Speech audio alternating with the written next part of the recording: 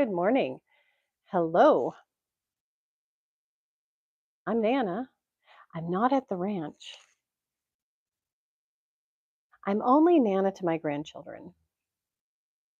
So you can call me Mel if you choose to call me anything. I will warn you, the asthma is alive and well. I'm thinking I should just rename my channel the Asthma Chronicles. Then people would know when they click on it, why I'm coughing and snorting. Actually, I don't snort, but I do cough. I do cough. I do cough. I cough. I have asthma. I don't know all about asthma, but I do know that my lungs sort of, I don't know if they atrophy. I don't know what happens, but they just hold on to stuff. And I don't know how normal lungs work, so I don't know what that's like. But this asthma stuff, I tell you what, it's awful.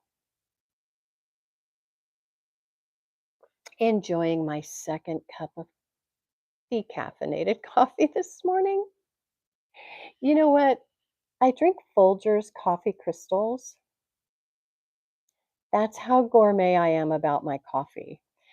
But they're decaf crystals. I don't even drink regular Folgers. I've had all the coffee pods, and I do have some coffee pods.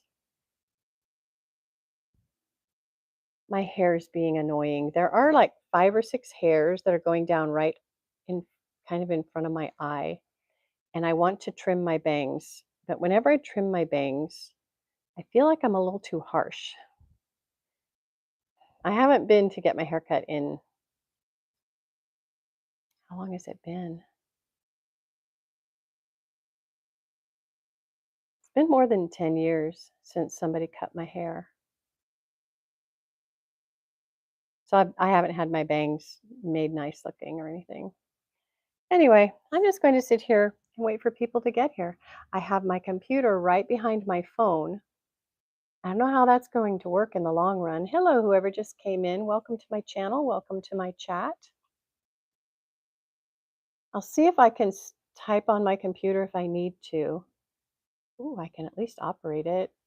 That's good. So I don't have to look completely away. You can actually see my computer. If you were like someone who's really good with computers, you could probably see I have multiple I have to do this, like balance my glasses on the bridge of my nose.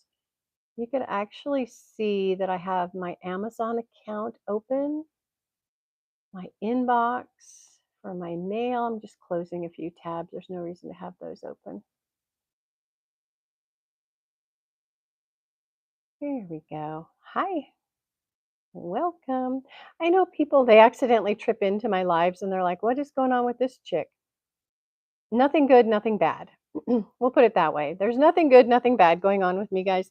I'm just sitting here. I've got my second cup of decaf coffee. I am home in Tennessee. I'm not home in Dollywood. One of my dogs is sleeping over there. Over there. One of my dogs is probably 2 of my dogs are on the bed where it's warm and toasty and snuggly. It's raining today. My husband told me earlier that it was going to start snowing, but I've looked at the forecast. See this right here in front of my eyes? Driving me crazy. Uh, Frank, I don't think that's even legal over there. I don't know anybody who actually uses it here in the United States. I think that soap is used to keep bugs out of people's houses, but I don't think it works. Like people say, if you cut up Irish Spring soap and you put it in different places, it chases away mice or bugs or something. I don't know. No, it doesn't. I used to like the smell of Irish Spring, but now I'm allergic to all fragrance, and so I can't be around it. Cute little joke there, Frank. But no, I'll guarantee you, if an Irish person comes over and they go to the store and they find a bar of Irish Spring, they're like, what is this? Never heard of that. What's an Irish Spring? Apparently, it's a soap. Lucky Charms. I know, right? What a shame. Lucky Charms are delicious, and I think it's a gluten-free cereal. I think it's one of the few cereals I can actually eat, and I love it. I love Lucky Charms. I love the charms. I don't like when they mess with the charms. I don't like the fact that they put all the charms in a box as a snack because they're too sweet. Yeah, Lucky Charms, definitely. What else? Oh, the whole green beer thing on St. Patrick's Day. That's ridiculous.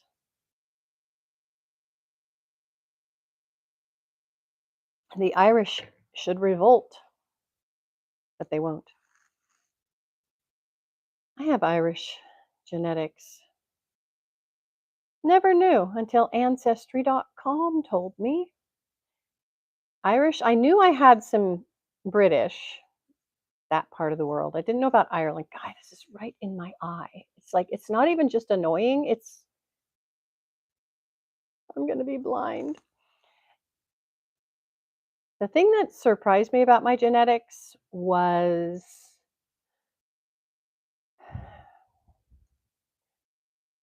Norway, Sweden, and the Netherlands. That surprised me. So, for those of you just sort of lurking, let me see. I can't really see my computer like I thought I could. Two watching. Hello to you two who are watching. For a second, there were 8 people in here. I'm going to be telling jokes. I'm telling jokes from this book, and I know it's backwards. It's The Little Giant Encyclopedia of One-Liners by Jean Parrott with, who is that? Terry Martin? I think it's Parrott Martin. I think it might be like maybe a brother-sister situation. I don't know. Really funny. Back in 1999, when this was printed, little books were extremely popular. Giant little books of jokes, of facts nobody cares about. This was the era of, gosh, what's that game where you, Trivial Pursuit, things like that, 1999.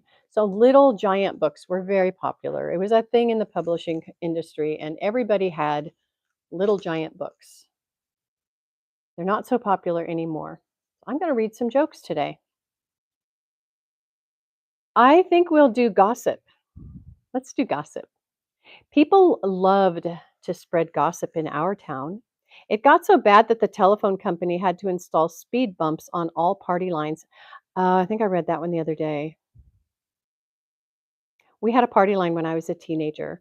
We wanted a second phone because it was my brother and me, and then we had people who rented from my parents, and they needed a phone. There were no cell phones at the time. So instead of putting an extension downstairs, my parents just got a second phone line. But they didn't want to have to pay the full price for a second phone line, so they got a party line. So the poor people that shared a party line with us, a girl, teenage girl, my brother, he always had like 4 or 5 girlfriends. Weirdest guy. And then these college students, and we all shared the same party line with some poor person. I don't know who was on the other line, but I felt bad for them. They're not necessarily your neighbors in a party line situation. It could be someone across town, I guess. I mean, I don't know. I hope they didn't know who we were because, I was a teenage girl. I was talking about stuff to my friends, stuff I didn't want other people to hear. Okay. Every town has gossip.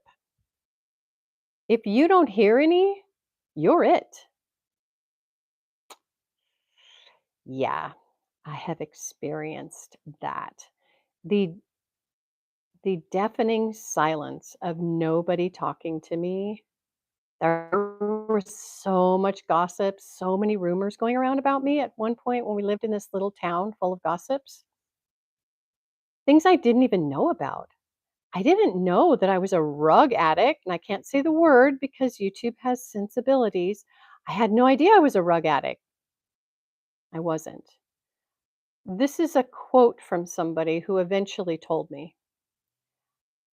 I was Now these are not my words, these are somebody else's words. Somebody else said that I was, here's a quote, a member of a biker gang, end quote, because I was riding a motorcycle.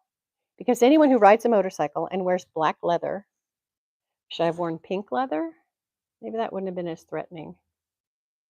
Baby blue leather? I don't know. That would be odd. Ah, YouTube wants me to ask a question. Feels illegal but isn't. Eating dessert for breakfast, which is kind of Lucky Charms. Anyway, so I found out that I was now this is in a church town and this is church gossip. Church gossip was I was living with my boyfriend, which is a big sin in the church world. So I told my boyfriend at the time, apparently I'm living with my boyfriend. Now, the really sad part about that was 3 or 4 nights a week, I was actually living at my grandmother's house because she was dying, and I was her caregiver at night for my dying grandmother who was on hospice. So 3 or 4 nights a week, I was at my grandmother's house. The other nights of the week, I was at home with my children, and I still shared a house with the man I was getting an annulment from. Okay. That's a whole video all on its own. But my boyfriend at the time said, I'd like to meet your boyfriend because I thought I was your boyfriend and you're not living with me, but apparently you're living with your boyfriend. I mean, if they had really, like, if this had gone to court, like a libel situation, which actually it did cost me a lot of money, the rumors around town, because it was a Christian town. And the rumors of me being on rugs was bad enough to cause me to not get contracts because I was contract teacher specialist in the grammar schools in in town and in the county, actually in 2 counties. And I went from having, oh gosh, how many contracts did I have? I had like 4 or 5 full-time contracts, pretty much full-time contracts, to having 1 contract, which was 1 classroom, 8 lessons the following year. In that year, I only had 1 part-time. I only taught 8 lessons the following year. I went from working almost daily to not working at all hardly, and it was all because of the church gossip that was going around that I was on rugs because they couldn't justify bringing in someone if they had heard that I was on rugs. I was not on rugs. I was taking ibuprofen because I had hurt my back and I had very bad back pain. So I was taking a lot of ibuprofen. I was working a lot, taking care of my grandmother, still working 2 jobs during the day. I worked at the university and I worked at the junior college and I was teaching. So I actually had 3 jobs. But somehow I managed to be a rug addict. I don't know, guys. Gossip is horrible. Our town had such hot gossip going back and forth over the back fence that sometimes the fence would catch on fire. Urgh. The gossip about me, I tell you what, guys, I lived quite a life, according to other people. One lady in our town spent so much time gossiping over the back fence that her tongue had splinters. We had one lady in town who could spread gossip so fast they had to paint a racing stripe down her tongue. Probably should have forked it while they were at it. This lady was lightning quick and ferocious at spreading rumors. She had a black belt in the English language. Yeah. As someone who suffered the consequences of rampant small town gossip, I can say that these jokes aren't quite as funny as they should be. Often she could tell the entire neighborhood what you did before you were done doing it. Actually, she told the entire neighborhood what I had done and I wasn't even doing it. This lady tried very hard to keep a secret. In fact, she'd always get 10 or 12 people to help her keep it. She never stopped spreading gossip. My gosh, this is the church secretary, you guys. She never stopped spreading gossip. Even when she was asleep, the teeth in the glass by her bedside would continue to talk about people. She was a very mean gossip. She'd go around spreading the truth behind people's backs. Well, if you're spreading the truth, sometimes you have to spread the truth to defend yourself, which is what I did in that small town situation. Someone told me what had happened, what the gossip was, what was going on. So I sat down and I typed a letter and I sent it to everybody who went to that church. We had a church directory with everybody's addresses, and I sent a letter to everyone and told them the truth, and they were flabbergasted. Her philosophy was if she didn't have anything good to say about a person, she'd say it anyway. Of course, really juicy gossip is something you wouldn't believe in a million years, but it sure is fun hearing it. Yeah, people didn't want to believe that I was a rug addict because I had been a youth leader and a Sunday school teacher and school in the schools teaching and all that fun stuff. Mm, yeah, people didn't care. They didn't want to believe it, but they also didn't want to call me up and say, "Hey, are you okay?" So finally somebody did. I wish I could remember who it was. Okay, this one is about the village idiot, and this is Sid Caesar. He was a comic. I don't remember a lot about Sid Caesar. His first name is S-I-D. His last name is spelled C-A-E-S-A-R. If you want to look up Sid Caesar, I don't know if there's anything. There might be some short videos of him on maybe The Tonight Show with Johnny Carson. That would probably be it. But anyway, the guy who invented the first wheel was an idiot. The guy who invented the other three, he was a genius. Okay. Henny Youngman, another comic I'm not real familiar with. Our village idiot bought himself a pet zebra, named it Spot. I guess I'm the village idiot. I would do that. I would do that. Of course, our town had a village idiot too. He could never watch Jeopardy unless it came with subtitles.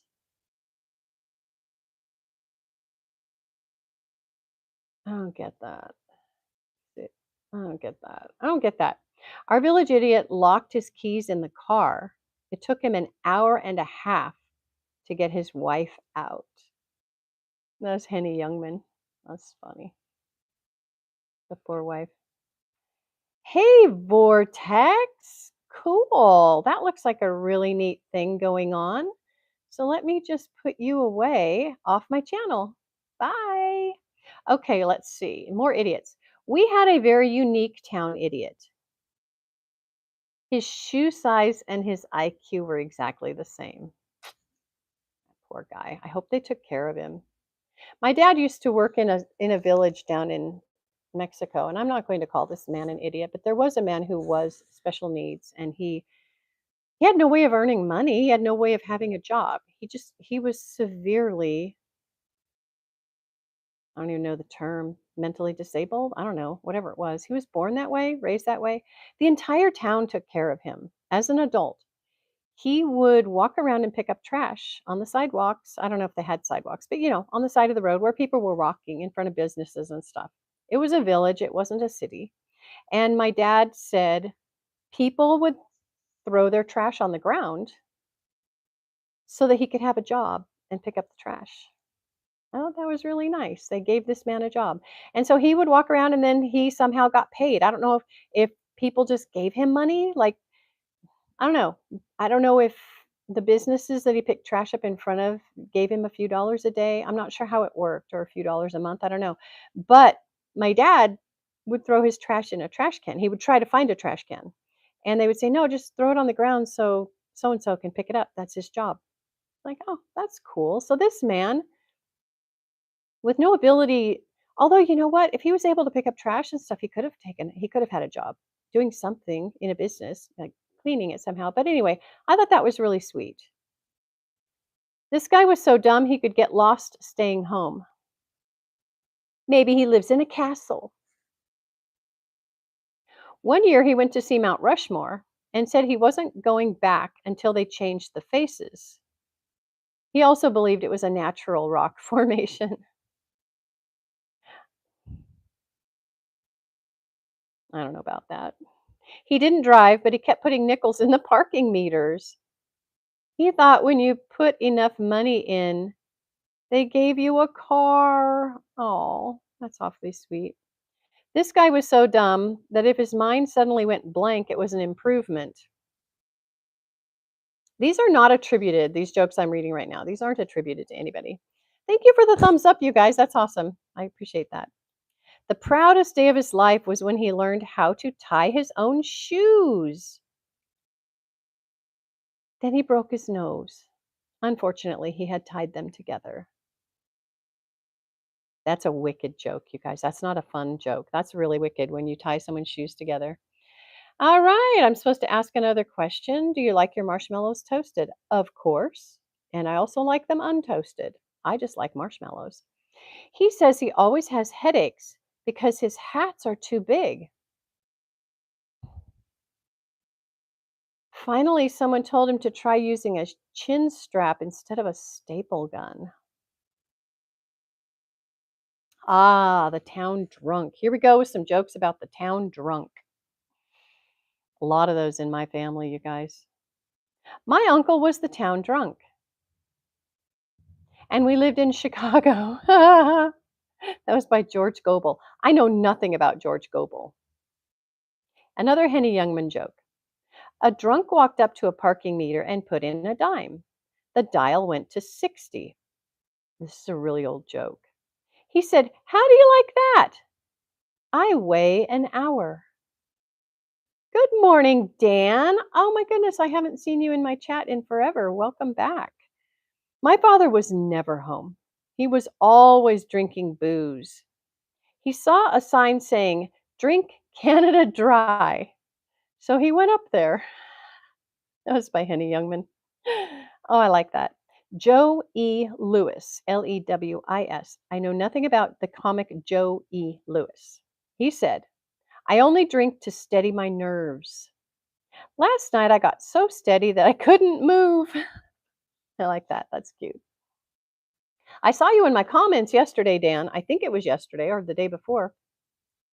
My grandfather drank a quart a day and he lived to be 103. I went to his cremation. That fire never did go out. That was by Slappy White. Don't know who that was. W.C. Fields. W.C. Fields joke here coming up, kids. Very grumpy comic, W.C. Fields. Very grumpy. How can I tell when I've had enough to drink? Easy. When my knees start to bend backwards. Okay, that's a good way to tell. Okay. I was I used to swim every day at the Elks Club, and my grandfather drank at the bar in the Elks Club every night. Well, I swam every night. And I was there one night and my grandfather had fallen over. His knees did not bend backwards when he was drunk. His knees buckled. No, they didn't buckle. They locked. Like they locked. And he just fell over backwards on the floor and hit his head and was passed out. He stood up, froze, fell over, got a bus ride to the hospital. Alcoholics. Like I said, a lot of town drunks. You're waiting for a phone call. Okay, cool. Yeah, it's 9 o'clock. I'll be getting off of here pretty soon. My husband went to breakfast with a friend. So whenever he gets back, I'll probably log out. It's too hard to do this and have him milling around the house at the same time. I mean, it's nice to have him here to answer questions when I have questions. Okay, another joke. Now, none of these are attributed, all right? Our town had a great town drunk. They built a monument to our town drunk. It's a beautiful bronze statue that's lying in the park. Our town drunk didn't like to shave. He thought it was a terrible waste of shaving lotion. Oh, because shaving lotion has alcohol in it. Don't drink shaving lotion. Oh my gosh. This guy would drink anything. He's the only guy who even coated his body with suntan lotion on the inside. I guess suntan lotion has alcohol in it. Oh, that sounds creepy. Or used to have alcohol in it. That's really creepy. He really would drink anything. He was single-handedly responsible for our town's hair tonic blight of 1963. Purell. Oh, Dan, you're right. There are hospitals that they don't have hand sanitizer in the big things outside the doors. They have the foam, but they don't have the liquid because people will drink the liquid hand sanitizer, but they can't get enough of the foam to get drunk. So I know that because I was in a hospital and somebody said something about the hand sanitizer. Now, my daughter's a nurse, and I believe she carries a little thing of hand sanitizer because she tends to be, I don't know if she still is, but she was at one hospital, terribly allergic to the hand sanitizer. It was tearing her hands up. It's not good to have a nurse come take care of you who's got, they got the gloves on, but you can see the blood under the gloves because her hands were cracked and bleeding from the hand sanitizer. Okay, this guy saw double for all his adult life. He thought the entire town was made up of twins. He kept wondering where his was. Sounds pretty drunk. Here's a long one. This is not a one-liner. These aren't one-liners. Most of the attributed jokes are one-liners. These are not. Okay, before we get into it, true story. Well, my clock tells me it's 9 a.m. So it's a little fast. My brother used to bring people home. He would feel sorry for them and he would bring them home. He hung out at a donut shop downtown across the street from the Greyhound bus station, or very close to the Greyhound bus station. And he would actually meet people in the donut shop who were waiting for their bus ride out of town. But maybe the bus wasn't going to be there till the next morning. So he would invite them over to stay at our house that night. Guess where all these people came from? They were getting out of county jail. They had just gotten out of county jail and he brought them home. Only men, never women. That would have been, I don't know what. I don't know. He never brought women home. He brought men home. So one of the guys he brought home, and I lived with him in the downstairs. We had two stories in our house, and our downstairs had a small kitchen, small little dining area, laundry room, bathroom, three bedrooms, a living room without a TV, and a game room with a big old ping pong table in it. So it was just me and my brother downstairs at that time. We didn't have any renters, so it was probably summertime because we rented to college students. And he brought this guy home from that had just gotten out of jail. Was I 18 or 19? I don't know. I was an 18 or 19-year-old. I think I was a college student. I was in college. I couldn't go to my classes the next morning because I didn't know if the guy was there still, waiting for me to come out of my bedroom. But the guy drank 3/4 of a bottle of rubbing alcohol that was in our bathroom. That is not good for you. He was a drunk. He was a drunk. He was desperate for a drink, so he drank a bunch of alcohol. Let's see, Dan says, "Got drunk at 12?" Oh, what?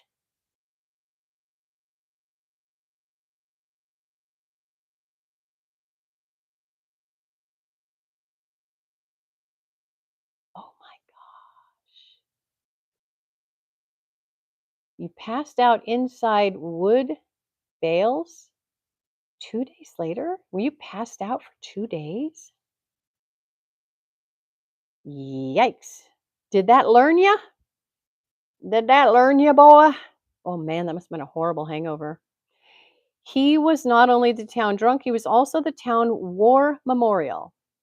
We couldn't afford an entire flame, so we just set fire to his breath. Oh my goodness, that was in Portugal. That is crazy. Dang. And he did his community service. They used to use his breath to kill all the weeds in town square. In the winter, he'd breathe on the interstate highway to melt the snow. Could use him in Northeast Tennessee in the next few days. Some good townspeople tried to rehabilitate him, and they did pretty well. For a while there, they had him standing on his own two knees. Okay, oh, Hot Wheel. That is a tough 12-year-old kid. My goodness. I come from a very liberal hippie family. Just kidding. Well, I'm not kidding about this one. Very liberal hippie family. And I don't know how to say this without getting kicked off YouTube. People rolled things in papers in my family. And I was at a family party at my aunt and uncle's house. And I was probably, I have a hard time remembering it. I was probably 8 years old. I don't even think I was 9 years old yet. I know for sure I wasn't 10. My cousin was 2 years younger than me. So let's say he was 7, but I think he was 6. He knew at that age how to smoke one. He was just a little kid. There was a tray, Now, in my mind, in my memory, the tray was, gosh, I can't get back far enough to show you how big the tray was. About that big. Probably had 20 rolled items on it. Thank you to the 4 people who gave me a thumbs up. 20 rolled items on it. And I don't remember if there was a lighter there. And he knew how to smoke one. That cousin, I've lost track of him. He's had a very hard life. I love my cousin. He was such a nice guy, but his dad grew it, sold it, smoked it. That's my uncle. I think he's in his 80s, and if he's still the same as he always was up until I kind of lost track of him 10 years ago, he keeps one next to his bed so he can smoke it first thing when he wakes up, stays that way all day, smokes it before he goes to bed at night. Lots of smoke, lots of booze. Let's see. Oh, ooh, Dan, that's a tough one. 17-year-old. Yeah, your niece. Sorry. Yeah. So my family, that was a thing. The kids in the family had access to all of that. Now I don't know if my cousin smoked, but he knew how to as a 6 or 7-year-old child. He knew exactly how to light one, how to smoke it. And he didn't smoke one with us there, but he by the time he was probably 10, he was definitely smoking a lot, unfortunately. That's too bad. I miss having chats with him, but I don't know. I don't know. I send him a message. I used to just about every year on his birthday send him a message on Facebook, and he has not answered in many, many, many, many years. So I don't know. I don't know. I haven't asked his son what's going on with him. Feel bad for that. That branch of the family was very, very sad. Okay, neat neighbors. Neat neighbors. Are you ready? We have 3 jokes. The first one by Eric Hoffer. I know nothing about Eric. It's easier to love humanity as a whole than to love one's neighbor. I've had some neighbors that are difficult to love. Got some right now. Only because she threatened to kill my husband a couple times. Have I got a neat neighbor? She's so neat that she puts paper under the cuckoo clock. That was by Henny Youngman. We don't have a cuckoo clock. We don't have to put paper under it. So that's how highfalutin we are. Thank you to the 5th person who gave me a thumbs up. Appreciate that. My next door neighbor is so neat that when her husband gets up at 3 in the morning to go to the bathroom, he returns and finds that the bed has been made. Milton Berle. Oh gosh, that was by Milton Berle. He was funny. Oh my goodness. In other words, get out of here. Okay, I live next, these are not attributed, these next 4 jokes. I live next door to the neatest housekeeper in the world. If she knew then that humans came from dirt, she would have refused to be born. This lady is so neat that when you ring her doorbell, it sprays you with DDT. That's an old joke, DDT. It's been illegal since the 1970s. This lady is a cleanliness fanatic. Her welcome mat is filled with Lysol. I like people to take their shoes off when they come in my house. If if they're farm type people like me, I don't wear shoes in the house. I have some shoes I wear in the house, but not my farm shoes. This lady keeps her house so clean that dust has to request permission to land. Ooh, grouchy neighbors. Here's a Bob Hope joke. This neighbor is a real grouch. If she were an island, she'd fight with the water. Okay, I'm looking at my neighbors over there. Been here for a few years. That lady has never once even said hi to me. Somehow she found the courage to threaten to kill my husband. Our new neighbor is so grouchy. He moved into the neighborhood the other day and was fired on by the welcome wagon. Milton Berle. The welcome wagon used to welcome you into the neighborhood. Oh my goodness. It has been a long time since we had the welcome wagon. If you move to a new town, and I don't know how the welcome wagon found out. I don't know what the story was with the welcome wagon. It's capitalized in here, welcome and wagon. So it must be a thing still somewhere. But the welcome wagon would bring you a basket or a box of goodies with information about the town and, hook you up, probably service organizations, maybe churches, maybe some of the local retailers had put little things in there with their information on them. You could get the bottle openers with the name of the bar or a gas station and gosh, what other kind of goodies? A little calendar from the hardware store, maybe. Socks in the house, no shoes unless unknown guests stopping by for a few. Yeah, Dan, agreed. Agreed, 100%. Just because carpet, I mean, my dogs bring everything in. Oh gosh, my girl, she's over there on the couch completely. Oh, I got to show you guys. This is funny. Jaja is in a very comfortable position.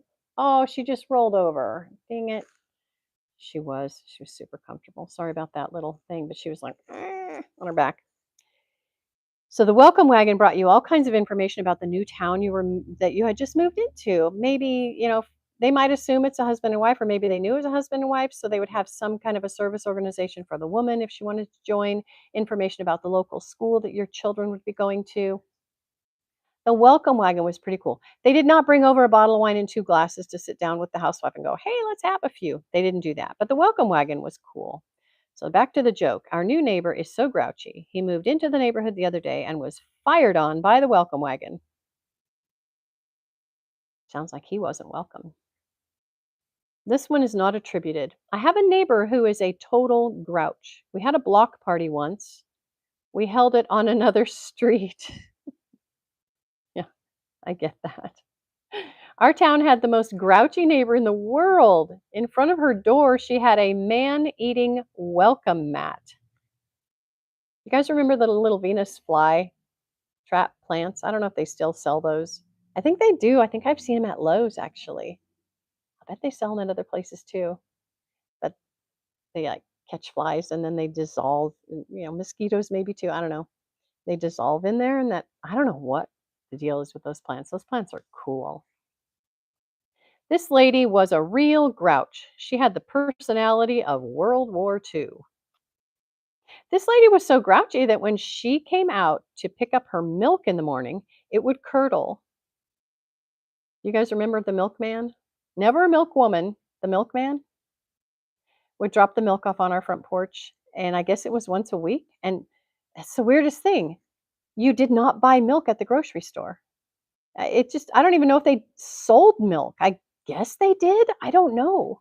Trying to think, did they sell milk at the grocery store? We didn't buy it at the grocery store. I imagine there were days when we wanted to have cereal in the morning, but it was like, no, we're having oatmeal because there's not enough milk and we don't get our milk until tomorrow or Tuesday or whatever. It's like, I would imagine mom did not make potato soup. Why would she? There wasn't enough milk. That is crazy. Oh, milkman. My husband's uncle grew up in Scotland. You had a bread man?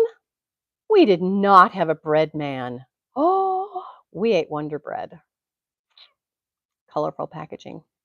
Sean Connery was my husband's uncle's milkman. The Connerys apparently had a dairy in Scotland and they had milk. And Sean Connery, as a teenager, delivered milk. That was his job. So my husband's uncle knew Sean Connery way before he was Sean Connery. Okay, where are we? Curdle. Let's see. Nobody liked her. Even the paper boy wouldn't go near her house. He'd call her on the phone and read the news to her. Oh gosh. You had a bread man? Ah, gee, where did I grow up? I know some people had eggs delivered, but we never had eggs delivered.